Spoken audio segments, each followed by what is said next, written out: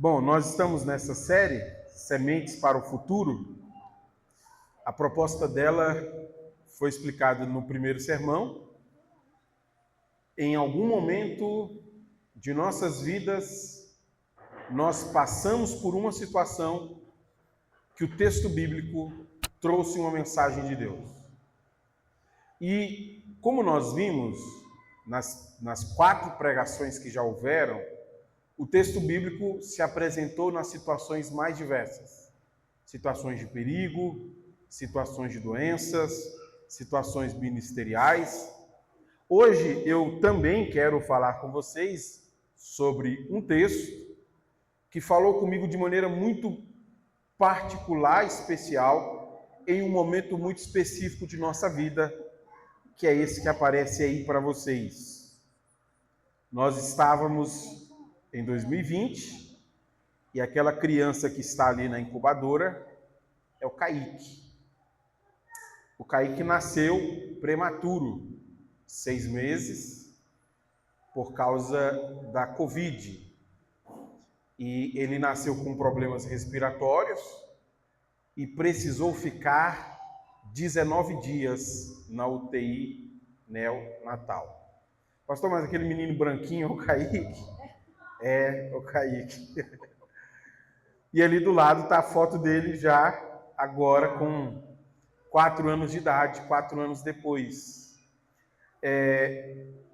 A UTI neonatal foi um espaço que marcou profundamente a nossa vida, porque a UTI tem uma dinâmica que é muito dolorida.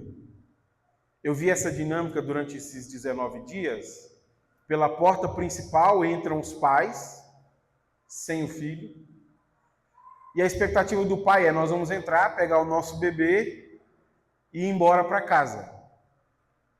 Mas quando você entra na UTI, você descobre que você não vai pegar o bebê e nem ir embora para casa. Porque aquele é um ambiente que está sendo reservado para preservar a vida da criança, que corre perigo de vida. E como vocês podem ver na imagem, havia sim muitos perigos. Então, assim como nós, muitos pais entraram na UTI e se viram profundamente afetados. Porque todo pai de recém-nascido quer pegar o seu bebê e quer ir embora para casa. E assim como todo pai de recém-nascido que precisa ir para a UTI, nós sofremos 19 dias com a incerteza se ele continuaria vivo. E a UTI neonatal é um ambiente assim muito traumatizante, porque de repente uma criança entra em estado de quase morte e toda a equipe médica se mobiliza para socorrer e você começa a ficar assim meio apreensivo. Meu Deus, o próximo bebê pode ser o meu. Alguns vêm de fato a morrer e outros vão embora e começa a ficar um ciclo que parece interminável. 19 dias na UTI neonatal foram quase um ano de tempo que nós passamos ali. Porque os dias passavam muito devagar. Todo choro, toda situação era muito angustiante. E foi nessa circunstância aí que um texto bíblico falou assim de maneira muito pessoal comigo, muito forte. É um texto que eu repito bastante aqui na igreja, e talvez você até conheça esse texto. Mas eu queria então mostrar como é que esse texto falou comigo e como esse texto é uma semente para você. Se um dia você passar por uma situação como essa, o Senhor será a sua segurança sempre. O único refúgio seguro que nós temos é o Senhor. E eu quero mostrar isso para vocês nesse texto, mas antes de ler o texto, o que nós precisamos saber sobre esse texto, que foi um texto que falou muito profundamente comigo? No mundo antigo, haviam 2 coisas que eram muito comumente realizadas antes de uma batalha. Um exército ia sair para batalhar, antes de ir batalhar, 2 coisas eram feitas. Primeiro, as pessoas oravam pelo rei. porque elas entendiam que a vitória do rei era a vitória do povo. Então as pessoas oravam pelo rei antes da batalha e o rei orava por si. E é claro que nessa oração, o que eles pediam? A vitória. Porque o mundo antigo é marcado por muitas batalhas e muitas disputas. Mas além de orar pelo rei, além de oferecer ao Senhor as suas orações antes de sair à batalha, também eram feitas ofertas de sacrifícios ao Senhor. O rei e todo o povo reservavam ali sacrifícios que eram oferecidos ao Senhor como parte da adoração que eles estavam oferecendo a Deus.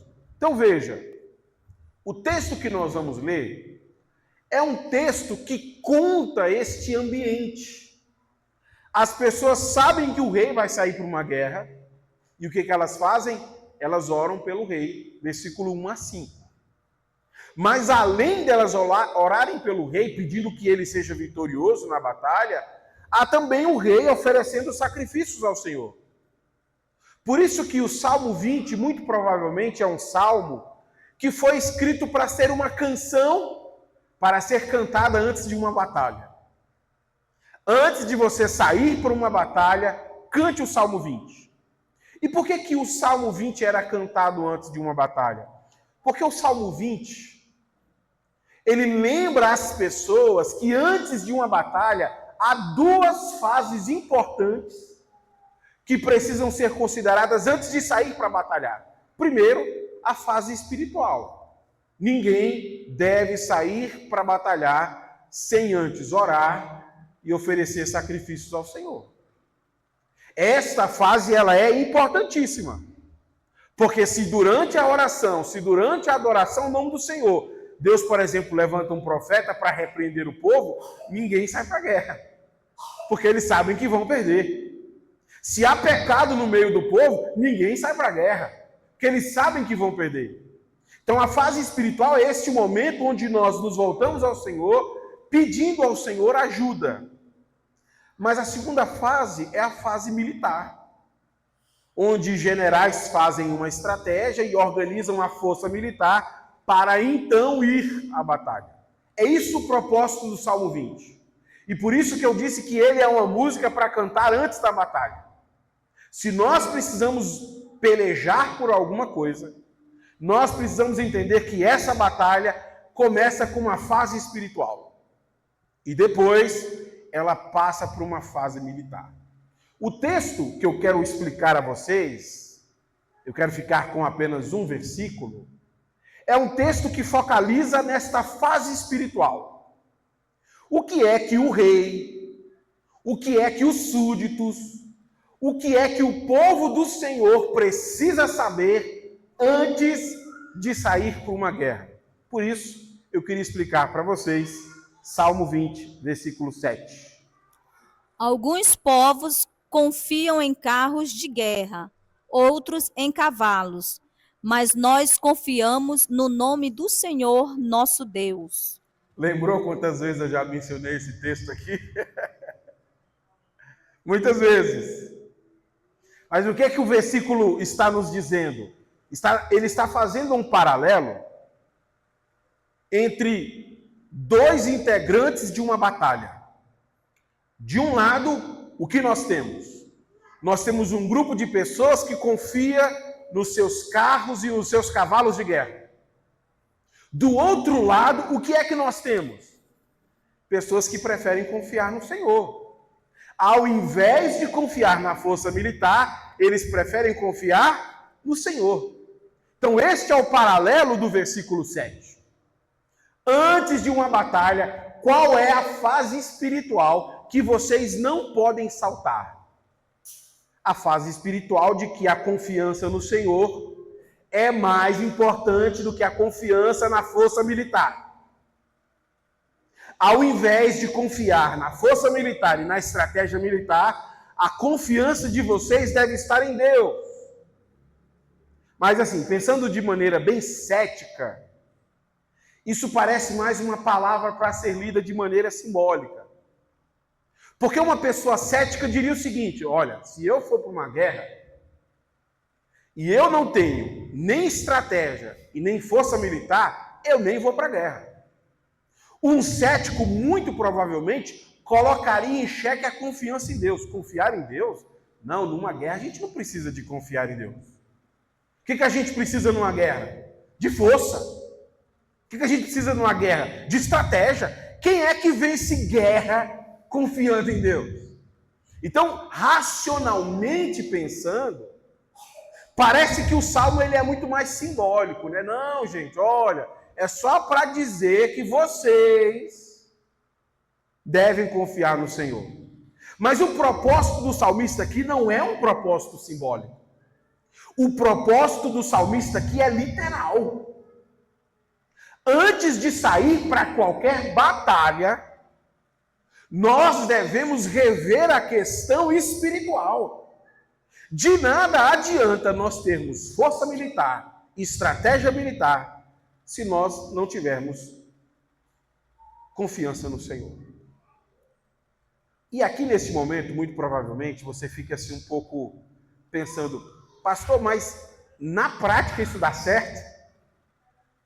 Será que na prática um exército, antes de ir para a luta, pensaria assim, gente, vamos voltar, porque nós temos muita força, mas nós não estamos confiando em Deus, nós estamos confiando na nossa força, na estratégia dos nossos generais. Será que na prática funcionaria assim? Eu quero mostrar para vocês um exemplo real que coloca exatamente esta preparação antes da batalha. Se a vida espiritual está em dia, nós não vamos substituir a nossa confiança em Deus pela força militar. E no exemplo que eu quero mostrar para vocês, é uma batalha real. O que eu queria pedir aqui? Queria pedir a sua atenção. Nós vamos ler 2 Samuel capítulo 8, e eu vou te fazer uma série de perguntas para você tentar perceber comigo como a fase espiritual é importante antes da fase militar. Vamos à leitura e eu explico a vocês. Davi também derrotou Hadadezer, filho de Reobe, rei de Zobá, quando Hadadezer tentou recuperar o controle da região do rio Eufrates. Davi tomou 1.000 carros de guerra, 7.000 cavaleiros e 20.000 soldados da infantaria. Levou cavalos suficientes para 100 carros de guerra e aleijou o restante. O texto está narrando a vitória de Davi contra o rei de Zobá, que é Hadadezer. Ele venceu essa batalha. Quando ele vence essa batalha, ele leva aquilo que ele conquistou na guerra. Deixa eu te perguntar, olhando o texto comigo, quantos carros de guerra foram capturados? 1.000, certo. Quantos cavaleiros? 7.000. Antes de prosseguir, você sabe o que é um cavaleiro? É um soldado que luta a cavalo, certo? Esse é um cavaleiro. Quantos infantes? 20.000. O que é um infante? Que não luta a cavalo, aquele que luta a pé, sem nenhuma montaria. Dos cavalos que foram conquistados na batalha, quantos Davi reutilizou? 100. Só voltando à pergunta anterior, quantos cavaleiros ele conquistou? 20.000. 7.000. Quantos eles reutilizou? 100. O que Davi fez com os outros 6.900 cavalos? Ele aleijou os cavalos. Uai, pastor, calma aí. Davi é doido da cabeça? Você vai para uma guerra, você tem um grande espólio de guerra, e ao invés de confiar em carros e cavalos de guerra, você pega 100 e aleja os outros? Veja, aqui tem uma questão histórica que comenta que muito provavelmente o número não seria os 7.000, mas 1.700. Então há uma discussão sobre o número real. entre 7.000 e 1.700. Mas o ponto é que, independente do número, Davi só usou 100. No momento da batalha, onde é que ele preferiu colocar a sua confiança? Senhor. No Senhor. Você viu como a questão espiritual era importante antes da guerra? Ou seja, as palavras do Salmo 20 não foram escritas para serem tomadas como simbólica, do tipo, olha, vá para uma guerra, mas tenha muitos carros e muitos cavalos, e então você vai vencer. Não. As palavras do Salmo 20 foram escritas para serem literais. Se você for para uma guerra e a sua confiança não for o Senhor, você provavelmente vai perder essa guerra. E aí eu queria acrescentar à leitura o versículo 8. Vamos então ler novamente o 7 e 8 para ver como isso fica muito claro? Alguns povos confiam em carros de guerra, outros em cavalos, mas nós confiamos no nome do Senhor, nosso Deus. Tais nações perdem as forças e caem, mas nós nos levantamos e permanecemos firmes. Então veja que o paralelo aqui começa a ficar bem interessante. De um lado, pessoas que confiam em carros e cavalos de guerra. Do outro lado, pessoas que confiam no Senhor.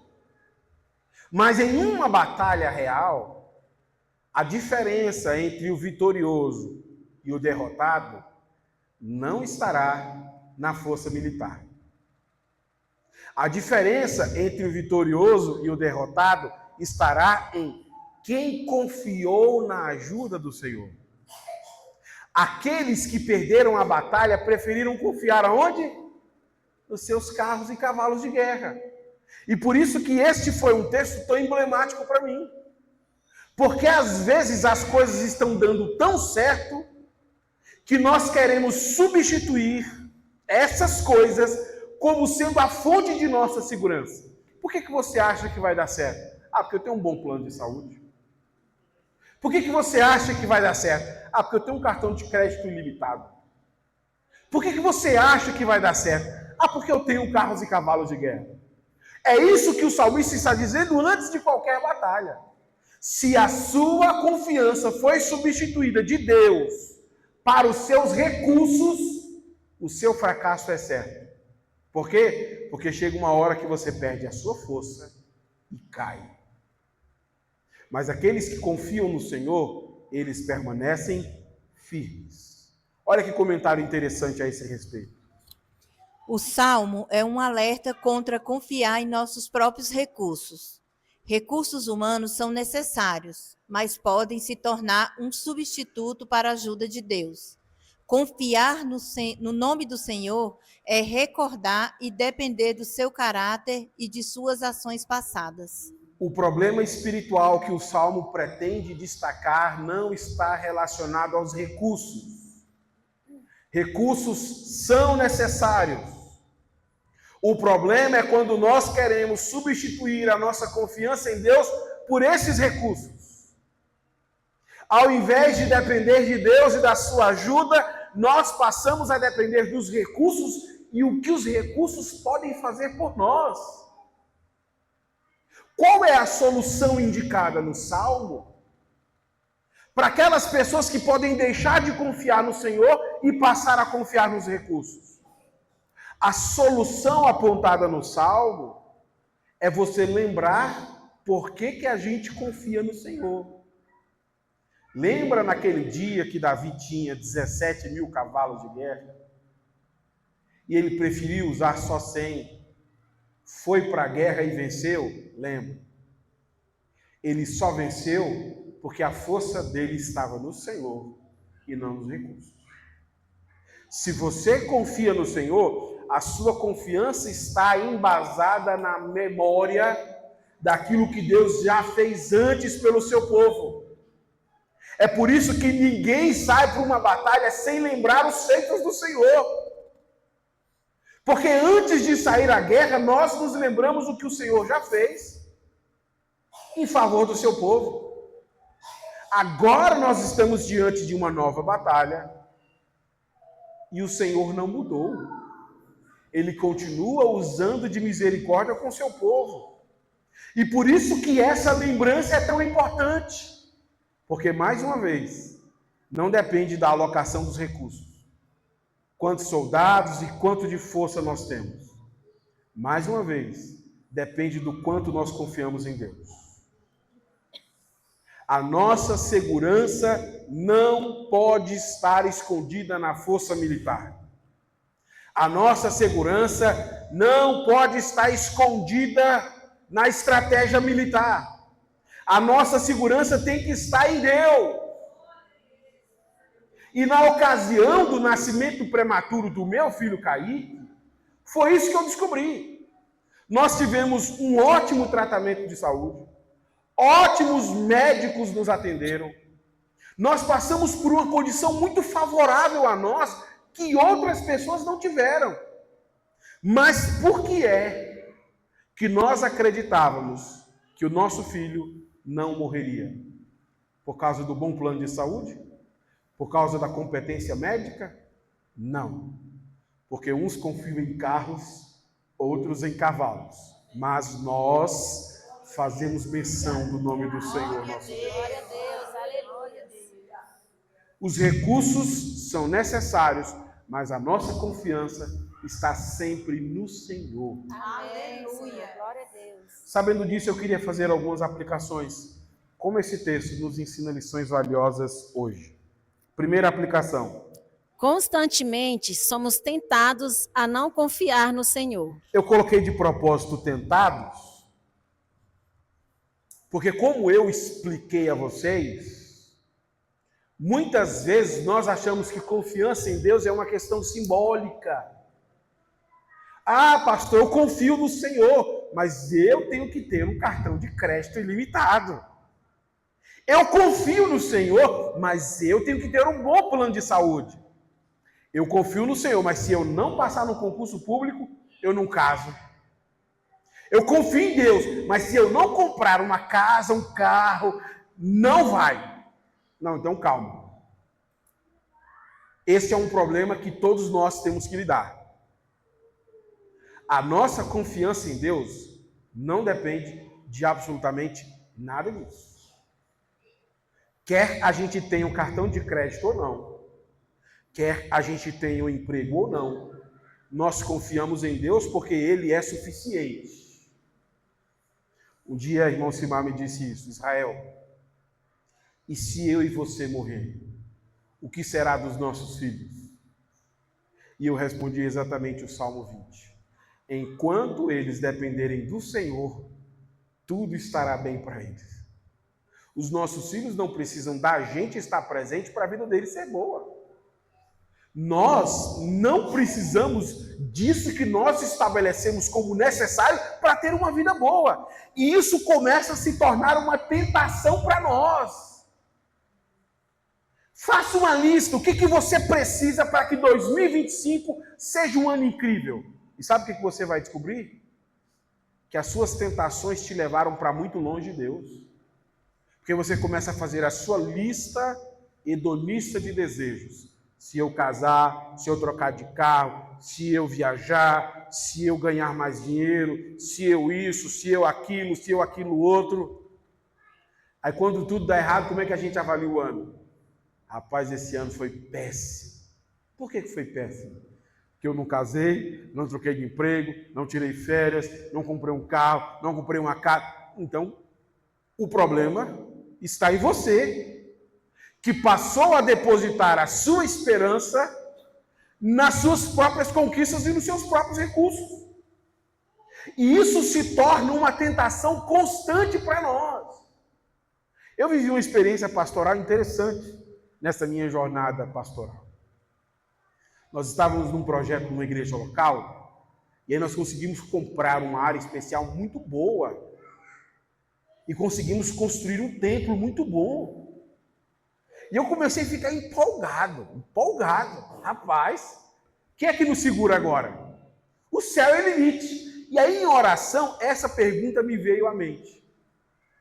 Você acha que as coisas vão dar certo porque vocês têm uma área especial e um templo construído? Ou você acha que as coisas vão dar certo porque Deus está contigo?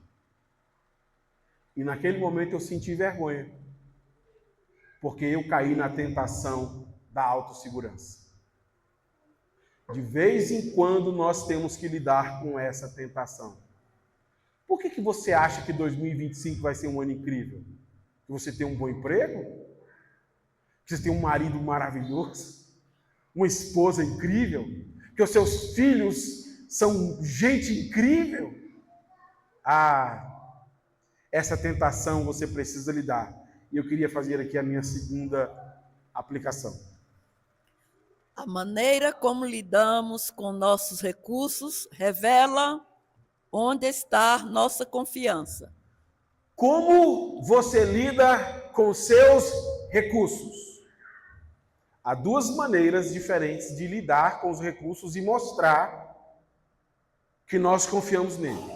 Primeiro, quando você tem muitos recursos, você se sente profundamente alegre e confiante? Pastor, ninguém me segura em 2025. É mesmo? É. Eu consegui um empréstimo, eu consegui um emprego. Bom, então aí está uma prova de que você confia nos recursos. Segundo exemplo, e esse é um exemplo negativo. Como você se sente quando não há recursos? Por que você está gritando? Porque eu estou numa crise terrível. Não tem dinheiro nem para comprar pão. Opa! Então os seus recursos é que são a sua segurança. Percebem como os recursos nos levam para dois extremos opostos?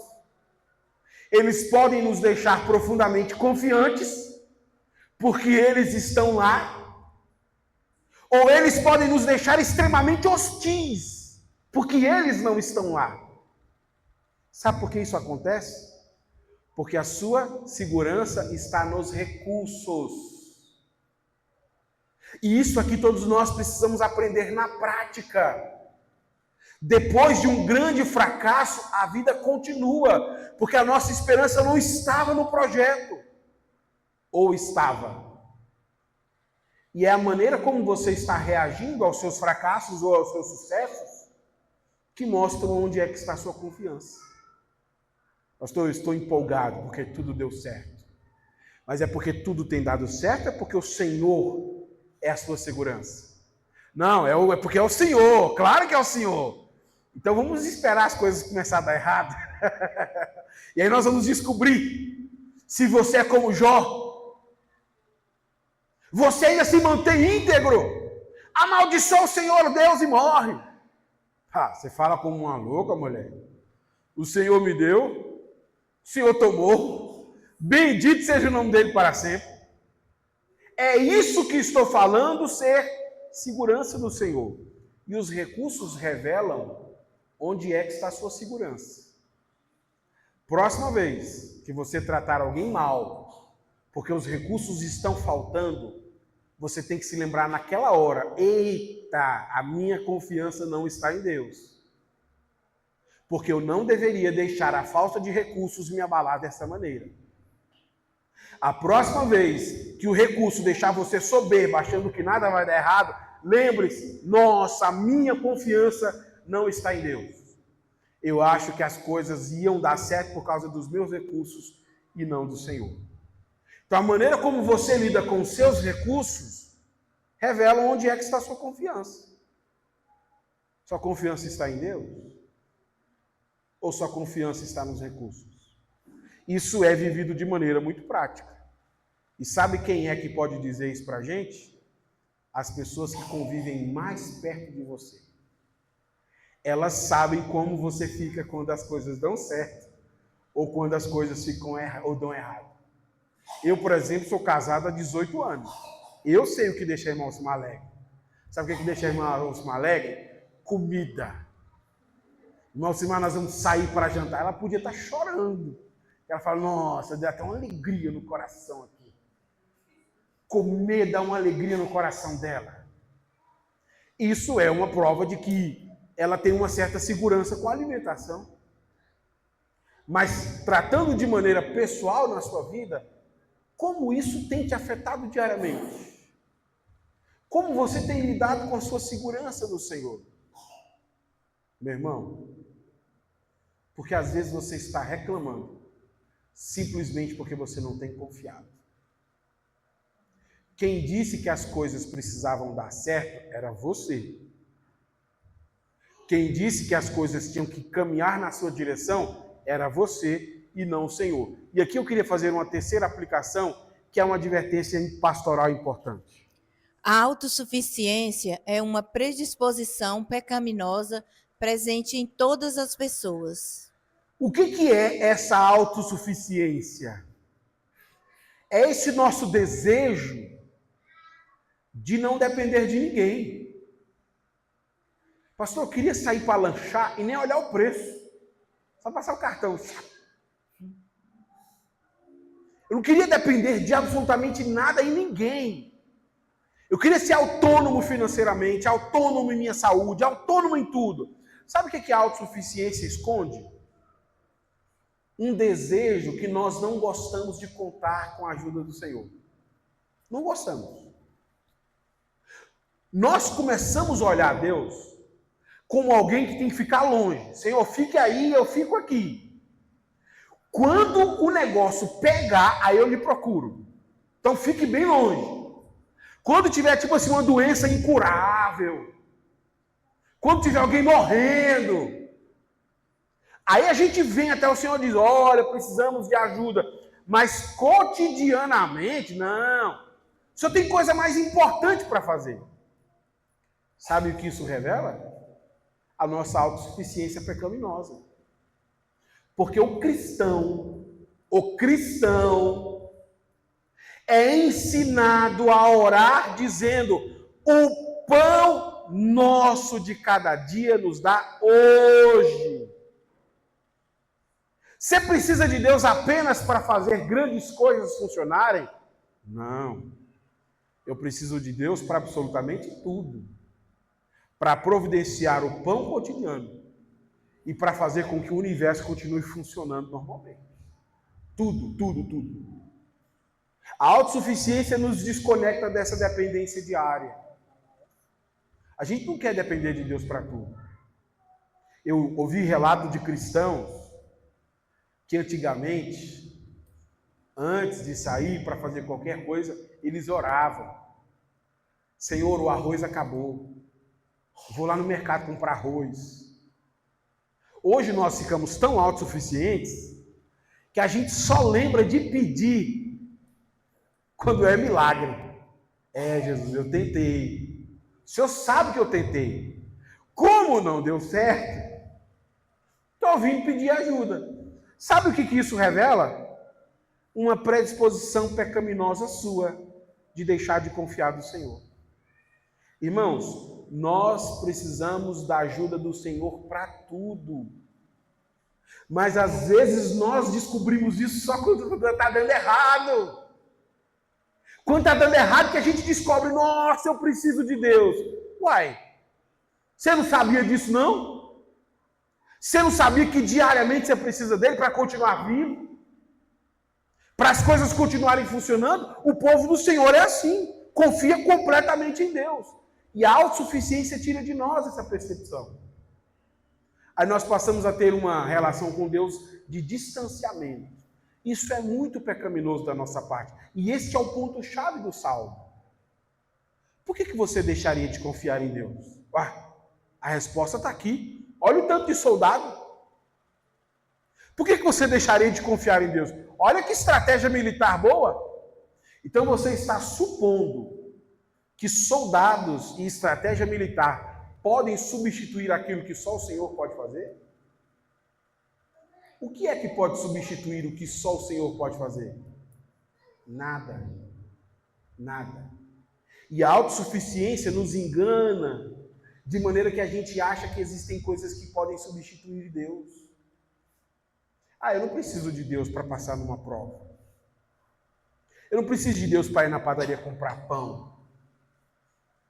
Eu preciso de Deus para coisas mais importantes. Sabe o que é isso? A sua autossuficiência pecaminosa. O povo do Senhor precisa do Senhor para absolutamente tudo. Nele vivemos, nos movemos e existimos. Não existe vida cristã desconectada de Deus. Quarta aplicação. A autossuficiência vai privar você de contar com o favor do Senhor. Sabe qual que é o grande problema da autossuficiência? É que nós paramos de colher diariamente provisões de Deus. Nós paramos de receber milagres cotidianos do Senhor. Porque nós nos orgulhamos de quê? Dos nossos próprios feitos. Pastor, sabe por que esse ano foi incrível? Porque eu trabalhei demais. Sabe por que esse ano foi incrível? Porque acordei cedo. E se você quer um ano incrível, acorde cedo também. Trabalhe muito. Nossa, mas isso é de uma soberba sem precedente. Que para um cristão não cai bem. O que o cristão descobre? O cristão descobre que tudo que ele precisa depende do Senhor. Tudo. Por exemplo, a sua vida. O que aconteceria se Deus requeresse a sua vida hoje? E dissesse, acabou. Hoje, meia-noite, passar lá e vou levar embora. O que você vai fazer?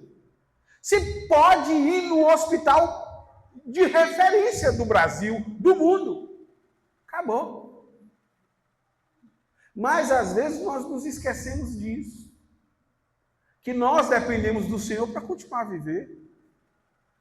Que nós dependemos do Senhor para coisas simples como comer.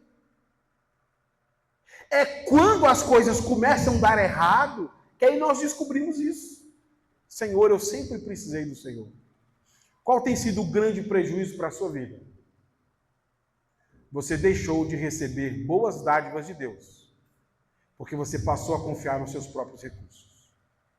Pessoas que confiam no Senhor colhem todos os dias do cuidado do Senhor. Todos os dias. E por isso que a confiança do cristão é inabalável. Porque se alguém lhe pergunta, por que você acredita que vai ser bom? Ele diz, porque a minha confiança está no Senhor. Ele tem cuidado de mim todos os dias. Nos fracassos ele tem cuidado de mim. Nos sucessos ele tem cuidado de mim. Se ele está cuidando de mim em toda e qualquer circunstância, por que as coisas de repente dariam errado? Não vão dar errado. E aí nós começamos a receber tudo como dádivas do Senhor, como bênçãos do Senhor, como favores do Senhor. E aí o que é que nós temos? Uma fé inabalável. Irmão, porque o que tem de estranho para mim é chegar perto de um crente fraco. E aí como é que vai ser 2025? Valei meu São Jorge. Estou sabendo que está vindo um novo vírus aí. Vai arrebentar com todo mundo. Estou até botando aqui uma placa de ventos, vou embora para o interior.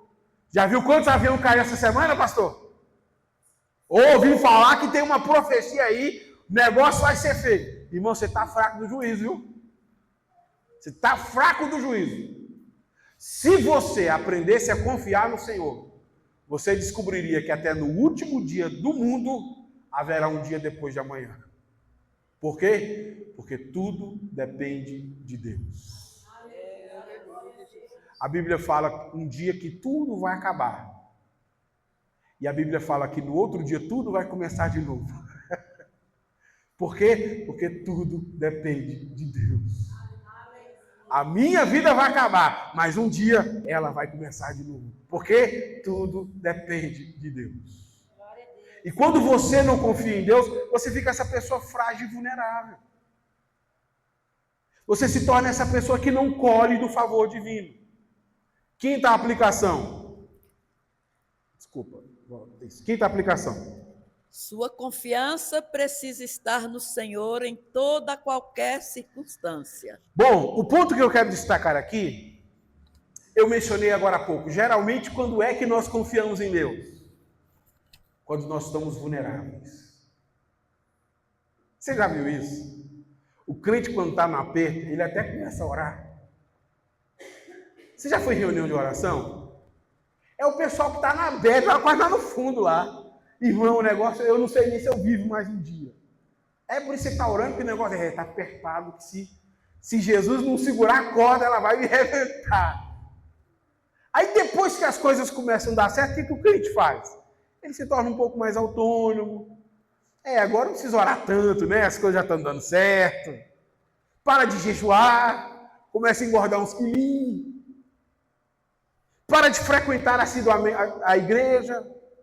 Para de ler a Bíblia. Por quê? Porque quando nós estamos vulneráveis, nós descobrimos o quanto nós dependemos do Senhor.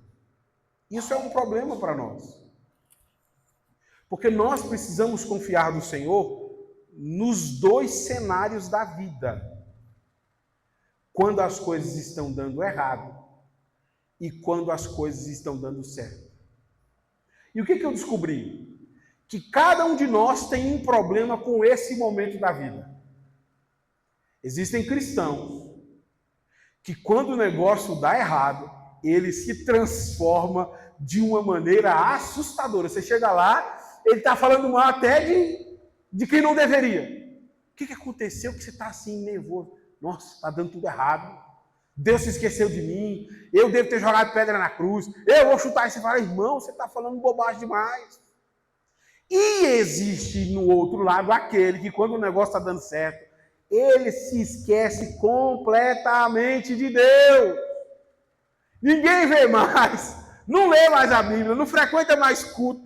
Você descobre de vez em quando, irmão, o que está acontecendo? Agora está dando tudo certo na minha vida. Não está aparecendo.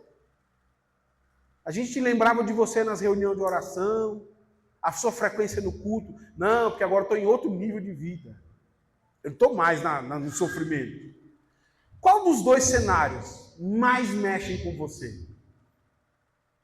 Qual dos dois cenários será desafiador para você? Quando está tudo dando errado ou quando está tudo dando certo? Independente de qual seja o cenário, você precisa descobrir que a sua confiança sempre deve estar no Senhor. Eu estava fazendo uma avaliação com a minha esposa, a irmã Simar, sobre como foi um dos nossos anos. Eu acho que foi o ano de 2023. Nós estávamos avaliando o ano, ou foi 2022? E aí eu disse uma coisa para ela que eu fiquei com vergonha. Como é que foi nosso ano? Todo ano a gente faz avaliação. Irmão Simar, esse ano foi horrível.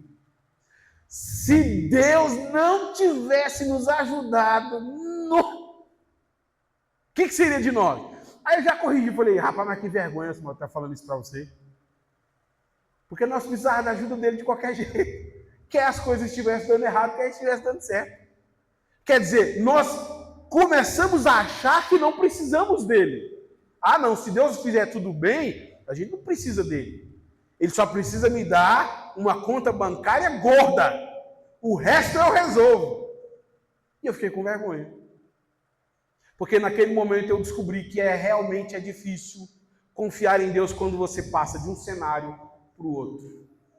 Quando está tudo dando certo, você está inabalável.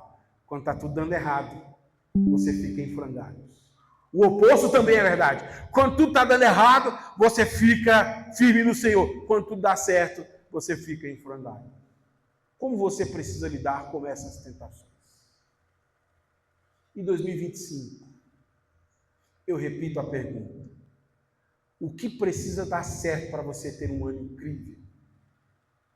E se você tiver uma resposta para isso, você está revelando onde é que está a sua confiança. Sua confiança está em Deus ou sua confiança está nas coisas? Sexta e última aplicação. Sua confiança no Senhor surgirá como resultado da recordação dos feitos dele. Qual que é o papel da memória na fé cristã? A memória serve para nos lembrar que Deus nunca abandonou o seu povo. Nunca. Quer o povo esteja festejando, quer o povo esteja chorando, Deus nunca abandonou o seu povo. E por isso que a memória é importante. Porque a memória nos faz recordar daquilo que o Senhor já fez no passado. E por isso que ouvir os relatos do que o Senhor tem feito é tão importante para nós. Às vezes os cristãos não valorizam isso aqui, ó. As sementes para o futuro. Ouvir o testemunho de fé do meu irmão e dizer, está guardado aqui no meu coração. Às vezes os cristãos não valorizam isso. Mas isso aqui é importante. Porque se algum dia você estiver em um dos dois extremos, você vai se lembrar, nunca dependeu dos recursos. Sempre dependeu do Senhor. Eu ouvi o testemunho do pastor, eu ouvi o testemunho do Marco, eu ouvi o testemunho do Deilan, eu ouvi o testemunho da Eula, eu ouvi tantos testemunhos que eu preciso ter uma fé firme. Não tem a ver com as coisas que estão acontecendo, tem a ver com como nós confiamos no Senhor. E nós confiamos no Senhor porque Ele é o nosso Deus. Ele não abandonou o seu povo. No ano de 2024, nós estávamos na formatura do Kaique, sua formatura na precoce. Ele é uma criança com autismo, com necessidades especiais, e nós estávamos extremamente felizes, porque aquilo foi uma conquista para nós. Mas não tinha a ver com nós termos bom tratamento médico, não tem a ver com nós termos condição de levá-lo a esses tratamentos, tem a ver com a nossa confiança no Senhor. Porque nós confiamos no Senhor. Glória a Deus. Nós acreditamos que as coisas serão melhores para nós. Amém, Senhor. Glória a Deus. Qual é a batalha que você vai lutar em 2025? Antes de sair para a batalha, a sua vida espiritual importa. Você tem que cantar o Salmo 20. E se lembrar que não tem a ver com a quantidade de cavalos e carros de guerra. O que determina o resultado da batalha é onde está a sua segurança. Uns tropeçam porque confiam em carros e cavalos de guerra. Outros permanecem em pé. E lá está o campo de batalha. Você consegue imaginar a cena de Davi no campo de batalha? Num bom baiano? Ô, gente, 100 cavalos? Venceu com 100. Nós tínhamos mais de 17 e perdemos. Oxe, que estratégia é essa? Qual que é o segredo de Davi? O segredo não tem. É bem simples. Confie no Senhor e não na força do seu poder. É isso. E você, como você vai viver isso na prática? Fique em pé, eu quero orar por você neste momento.